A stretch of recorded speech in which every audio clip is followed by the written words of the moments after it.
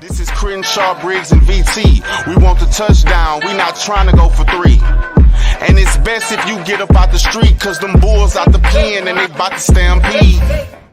Last week, we had a press conference. Give me 1 minute of the best take out of their press conference, either a question someone asked or something that DeMeco said, Cal, or Nick said in the press conference last week.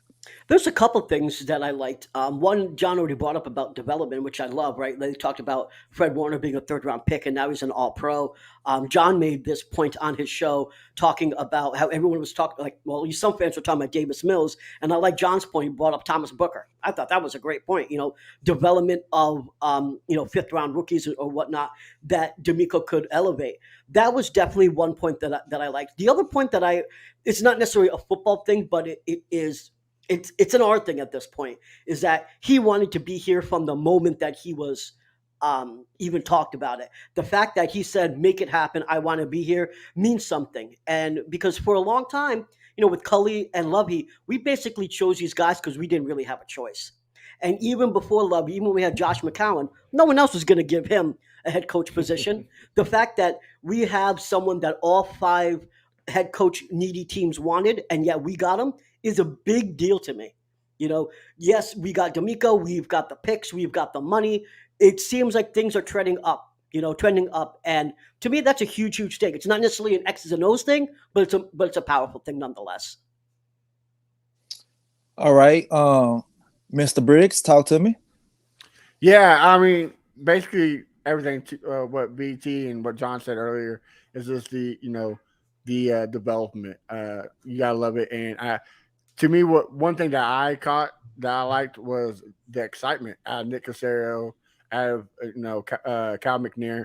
You didn't get that from Lovey. Like it was a different culture change when Lovey got hired, but this is a totally different situation, and I just loved it. I loved the whole atmosphere. Like, I mean, you were there, Crenshaw. I mean, it had to be off the hook. So just watching it was great. So yeah, I love the shift of the movement. Was what I liked about the whole conference. Okay, I like it. John, talk to me. Yeah, man, a couple of things. Let's go back to Matt. Shout out to V, man. Going back to what Matt just said, and Crenshaw, you was there. You felt that electricity through the phones. You know what I mean? Right, like exactly. you felt it. Now, what I said on our show on Locked On Texans is this franchise has been dead, and it felt like that red carpet was rolled out for a former, Bulls on Parade, red jersey wearing player who now can pump some red blood into the veins of this dead franchise. So that's, before we even got to the press conference, it was just like, it's electric. And I hate I couldn't be there, I had to work, but you felt that energy.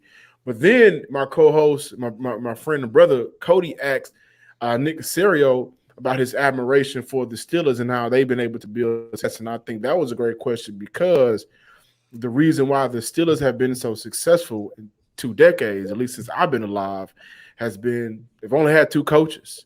And so when you look at year 1 and year 2 under Nick Caserio, you did not expect those coaches, maybe Lovie Smith, last 2 years, but you didn't expect those coaches to last long. Now with DeMeco Ryans, I think you can say that he'll end out he'll see his contract through.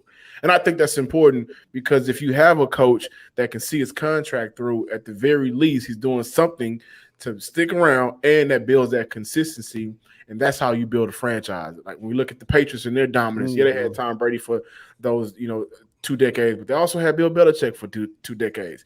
Going right back to the Steelers, between Mike Tomlin and Coach Cowher, 2 decades worth of work, 2 Super Bowls, and Mike Tomlin hasn't had a losing season. So they just been consistently from every, from the owner to the general manager to the head coach, they've been able to be consistent throughout those years, mainly because they only had 2 coaches. And I thought that was important, because you saw Nick Caserio kind of get giddy at it. Like, I got my Mike Tomlin, right? I got my Bill Cowher, I got my Bill Belichick, I got my guy that I can see this thing through with, and he didn't have it before. Yeah, that's true. He talked about that last year. He was looking for that forever coach, and we thought it was Josh McCown. We thought it was Gerard Mayo, but it ended up being Coach Cap, DeMeco Ryans. I'm glad we got DeMeco, because we would have got Josh McCown. I would have been a New England Patriots fan like you, John. Oh, No yeah, cap. we would have took you on too, man. We got a lot of room in the bandwagon. Yeah, no cap, man. I would have been over there, man. This is Crenshaw, Briggs, and VT. We want the touchdown. We not trying to go for 3. And it's best if you get up out the street, cause them bulls out the pen and they about to stampede.